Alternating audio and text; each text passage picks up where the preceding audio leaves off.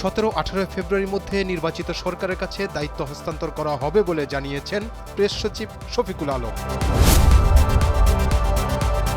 বিভিন্ন ক্ষেত্রে গুরুত্বপূর্ণ অবদানের স্বীকৃতি হিসেবে দেশের 9 বিশিষ্ট ব্যক্তি ও এক প্রতিষ্ঠানকে একুশে পদকের জন্য মনোনীত করা হয়েছে।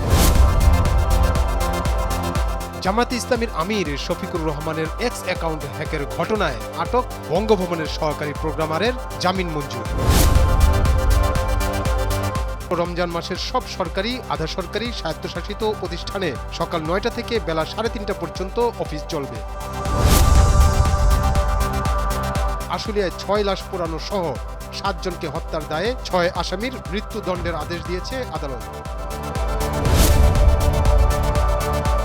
ত্রয়োদশ সংসদ নির্বাচন উপলক্ষে শুক্রবার বিএনপির নির্বাচনী ইশতেহার ঘোষণা করবেন দলের চেয়ারম্যান তারেক রহমান। আসন্ন নির্বাচনের পরিবেশ নির্বিঘ্ন রাখতে 1 লাখ সেনা সদস্য মোতায়েন করা হয়েছে।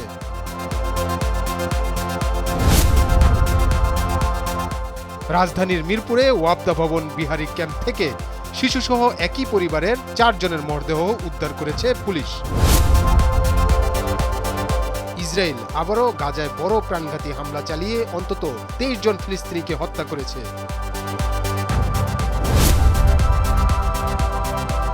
টি-20 বিশ্বকাপে বাংলাদেশের না থাকা দুঃখজনক বলে মন্তব্য করেছেন পাকিস্তানের অধিনায়ক সালমান আগা।